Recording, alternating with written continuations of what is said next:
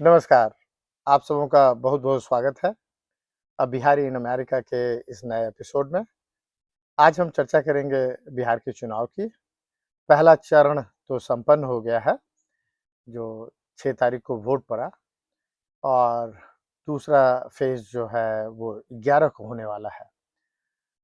तो इस बार ये मेरे लिए भी इंटरेस्टिंग रहा कि हम बिहार गए हुए थे चुनाव प्रचार करने के लिए। स्पेसिफ़िकली कैंपेन किया 2 कैंडिडेट्स के लिए। एक तो केसी सिन्हा जो कुम्हरार विधानसभा है पटना के अंतर्गत आता है और दूसरा आर.एन. सिंह हैं जो तेघरा विधानसभा से खड़े हुए थे। दोनों चीज़ों में एक समानता हमने देखा वो ये कि दोनों एकदम बेदाग छवि वाले, अच्छे पढ़े-लिखे, अपने एरिया के एक्सपर्ट पहली बार फील्ड में खड़े थे। दोनों पहला चुनाव लड़ रहे थे।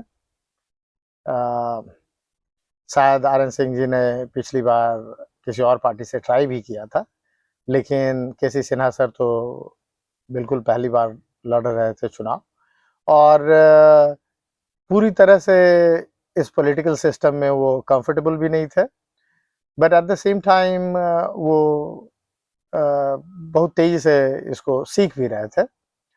जब उनसे बात हो रही थी तो उन्होंने कहा कि मंतोष जी, हम तो समझते थे कि यहाँ की पॉलिटिकल सिस्टम या कोई भी पॉलिटिकल सिस्टम स्ट्रेट होता है, बट ये बिल्कुल स्ट्रेट नहीं है, बहुत ही कॉम्प्लिकेटेड है और बहुत सारी चीज़ें सीखने को मिल रही है।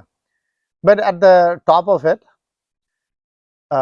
I must say that both these candidates, no matter which party they could have stood from, they are candidates of impeccable personal and professional character, and I would have no problem campaigning for both of them. अब जो है पहला चुनाव चरण संपन्न हो गया है और सुनने में आया है कि इस चुनाव में वोटिंग का परसेंटेज जो है वो अनप्रेसिडेंटेड है। After independence it is the highest. अब इससे क्या होता है, जब वोटिंग परसेंटेज बहुत हाई होता है तो वो इनकम्बेंट्स के लिए बहुत अच्छा नहीं होता है। और इनकम्बेंट्स बिहार में कौन है?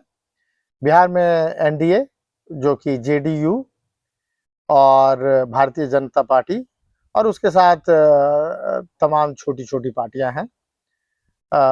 उनमें कुछ तो उनकी विचारधारा से मिलती-जुलती हैं, कुछ बिल्कुल विचारधारा से मेल नहीं है।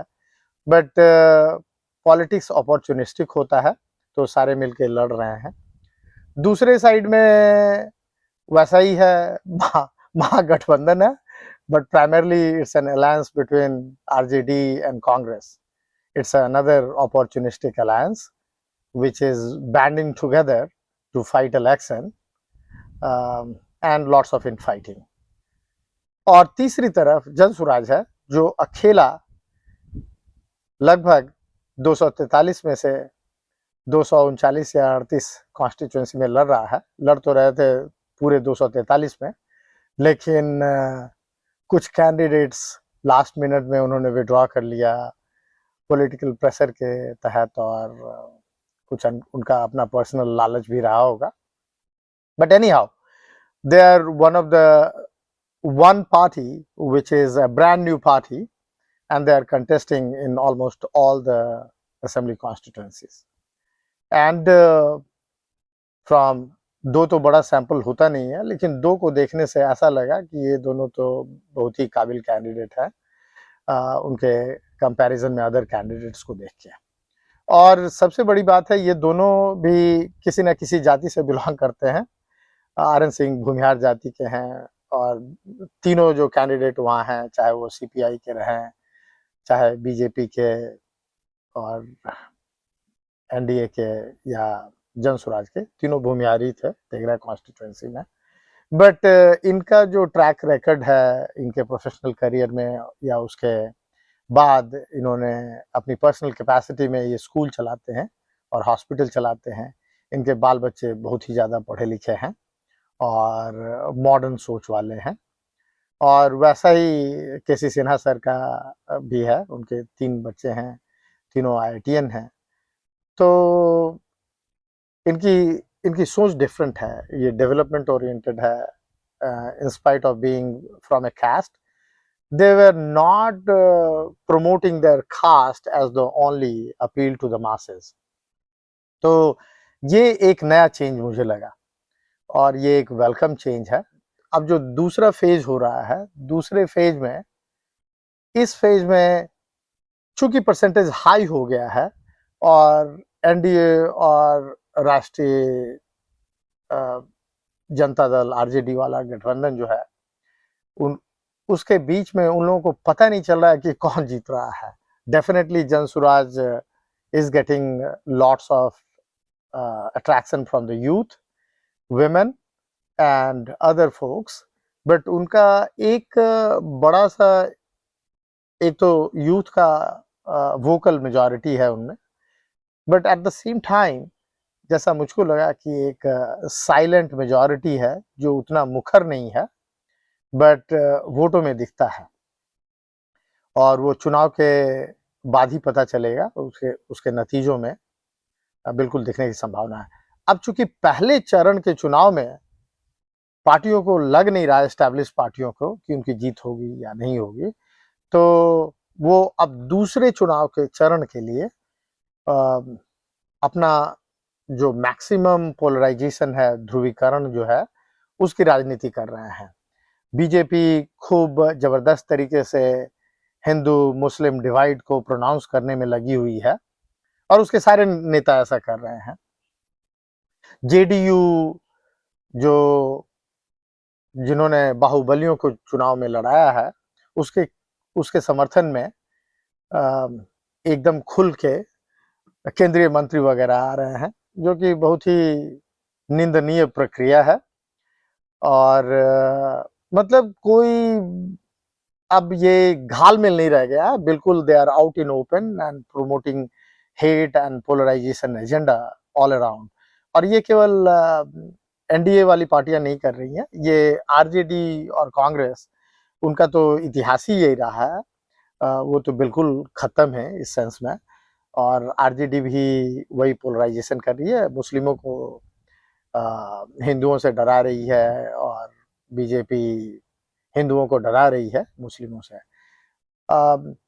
इस बार ये देखने में बड़ा दिलचस्प मुझे लगा कि ये भय और डर की राजनीति, खासकर हिंदुओं और मुस्लिमों के डिवाइड की राजनीति में सबसे ज्यादा विश्वास रखने वाला वर्ग जो है बिहार का, वो कास्ट हिंदूज जिनको कहिए, कि जो कि ब्राह्मण हैं, भूमिहार हैं, राजपूत हैं एंड कायस्थ हैं, उनमें ये बहुत ज्यादा प्रोनाउंस्ड लगा मुझे। वो बिल्कुल ऐसे बात कर रहे हैं कि कल ही अगर हमने हिंदू एकता नहीं दिखाई तो मुस्लिम मेजॉरिटी हो जाएगा। और सबसे दुखद बात ये है कि ये वर्ग पढ़ा लिखा वर्ग है और ये वर्ग जो है अपने एरिया का स्पेशलिस्ट है, चाहे वो इंजीनियर हो, डॉक्टर हो, ब्यूरोक्रेट्स हो, आईटी फील्ड में काम करने वाले लोग हैं, यंग हो, ओल्ड हो, मिडिल एज्ड हो। इनमें ये बड़ा इम्पोर्टेंट फैक्टर है कि अरे बीजेपी को नहीं जिताएंगे तो मियाँ सबका मेजॉरिटी हो जाएगा और फिर ये देश विभाजित हो जाएगा। तो हमने सोचा कि इस पे थोड़ा सा रिसर्च कर लिया जाए, और अगर आप देखें रिसर्च तो आपको पता चलेगा कि at the rate at which Hindu population is growing and the Muslim population is growing, their growth rate, definitely Muslim population growth rate is higher than Hindu, but अगले 200 साल तक अगर इस रेट से ये बढ़ते रहें, फिर भी भारत में तो हिंदू मेजॉरिटी ही रहेगी। और ये आप मुझसे मत लें, आप सारे पढ़े लिखे नागरिक हैं, होशियार हैं, आप थोड़ा सा 2 मिनट का टाइम, चाहे आप ग्रॉक लें, चैट जीपीटी लें, जेमिनाई लें या perplexity, all you have to do, write 2 simple queries. What is the annual percentage growth rate of Hindus versus Muslim in India? And the second, you can write subsequent query because now all these LLMs are context sensitive. तो आप दूसरी query लिखें कि अभी जो population growth rate है उससे कब Muslim population will take over Hindu population, क्योंकि बहुत लोग कह रहे हैं और मैंने अपने परिवार में देखा है, बाकी लोगों की बात छोड़िए, अपने मित्रों में देखा है कि भारत तभी तक सेक्युलर स्टेट है जब तक कि हिंदुओं का पॉपुलेशन ज़्यादा है. The moment it becomes less than 51% it will become a Muslim state.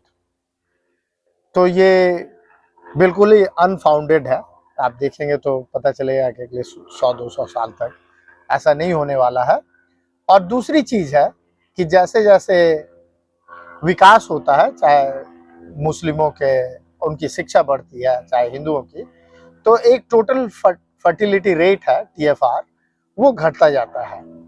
और यही भारत के केस में भी हुआ है कि आप देखेंगे कि टोटल फर्टिलिटी रेट जो हाईली एजुकेटेड स्टेट्स हैं जहां मुस्लिम पॉपुलेशन की मेजॉरिटी है, जैसे मेजॉरिटी तो नहीं है बट काफ़ी ज़्यादा मुस्लिम पॉपुलेशन है जैसे केरला है और अदर्स में, तो वहाँ उनका TFR बहुत ही ज़्यादा घटा है. तो अगर जो ये कास्ट हिंदूज हैं जो लोग बहुत ज़्यादा डरे हुए हैं, और ये इसलिए डरे हुए हैं कि इनकी बेसिक नीड्स की पूर्ति हो गई है और मास्लोज की हायरार्की ऑफ नीड्स में ये थोड़ा हायर लेवल पे है, जिसमें मैं सेल्फ एक्चुअलाइजेशन तो नहीं कहूँगा क्योंकि सेल्फ एक्चुअलाइजेशन जिसका हो जाता है वो थोड़ा इन सब चीज़ों से नैरो पैरोकियल डिवाइड से ऊपर उठ के पूरे समाज के हित के बारे में सोचने लगता है. तो उस लिहाज से उनका सेल्फ एक्चुअलाइजेशन में भी लोअर लेवल है, जिसको ये सारी पार्टियां भुना रही हैं. आप विश्वास नहीं करेंगे कि इन पार्टियों के लिए सबसे अच्छा कौन सा मतदाता वर्ग है. वो मतदाता वर्ग जो आइडियोलॉजीज के हिसाब से वोट करता है, चाहे वो हिंदुत्व की आइडियोलॉजी हो या इस्लाम की आइडियोलॉजी हो. ये मतदाता वर्ग न केवल बहुत शिक्षित होते हैं बट ये एक फर्टल रिक्रूटिंग ग्राउंड भी होते हैं. ये न केवल खुद विश्वास करते हैं इन काल्पनिक और बेवकूफ़ी भरी बातों में, बट आपके लिए वो रिक्रूटमेंट एजेंट्स भी हैं.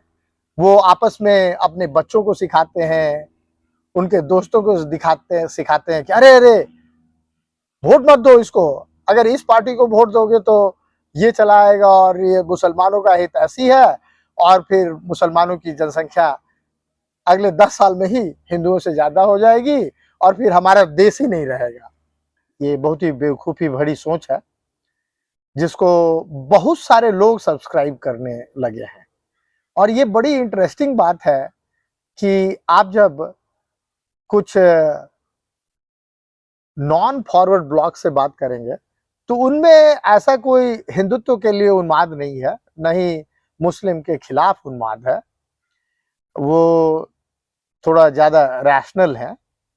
जात पर तो सारे लोग लगे हुए हैं, जितना भी ज्यादा, चाहे वो ज्यादा पढ़े लिखे हों, चाहे डॉक्टर्स हों, इंजीनियर्स हों, किसी भी कैटेगरी में लोगों को देखें, वो जात तो ऐसा है कि वो कॉमन फैक्टर है कि वोट तो जात वाले को ही देंगे if possible. Now I have to also admit कि there are few of our friends who are doing very well, but at this time they are going beyond their own caste identity and voting for folks like KC Sinha and others.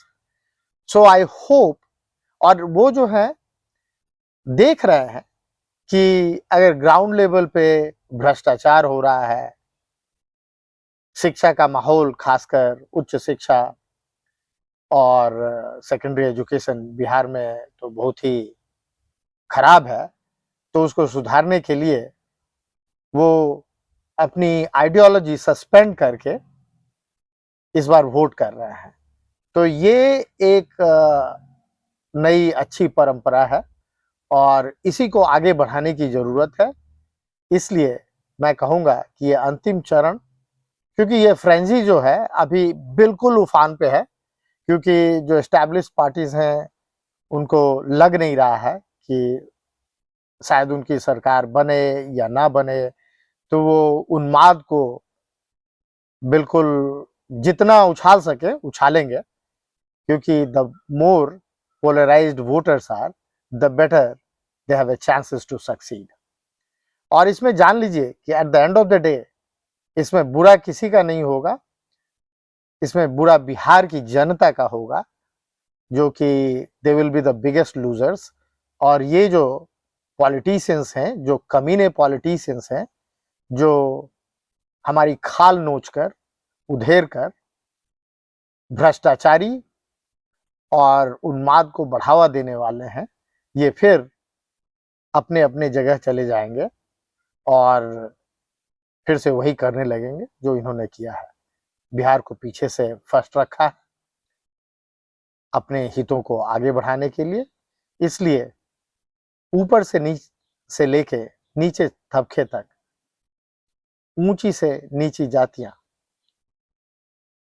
चाहे आप किसी भी धर्म के हो, किसी भी जाति के हो, आप अपने राज्य का भला सोचें। और फिर अगर आपको लगता है कि ठीक है बिहार पीछे से फर्स्ट है, इसमें कोई प्रॉब्लम नहीं है, हम तो ठीक कर रहे हैं, आसपास के लोगों को सड़ने दीजिए, तो फिर ठीक है, जिसको वोट दे रहे हैं उसको देते रहिए, बट इस एटीट्यूड से बिहार का भला नहीं होगा। So at the end of it all, again I will say that let your sanity guide you in the second phase of election। और आप लोगों से सादर अनुरोध है कि आप बिहार के भले के लिए फिर से इस बार वोट दें और देखें कि अगले 5 साल में क्या होता है। अगर कोई नई व्यवस्था बनती है और वो आपके आशा अनुरूप काम नहीं करती है तो उनको निकाल दीजिए। बाकी लोगों की दुकान खुली हुई है, इनकी दुकान सजी हुई है। ये घृणा, द्वेष और अंडर डेवलपमेंट की राजनीति करने वाले लोग हैं। इनको अगर आप चुनना चाहते हैं तो शौक से अगली बार भी चुन सकते हैं। विद दिस मैं आपसे विदा लेना चाहता हूं। फिर मुलाकात होगी और हम फिर किसी नए मुद्दे पे बात करेंगे।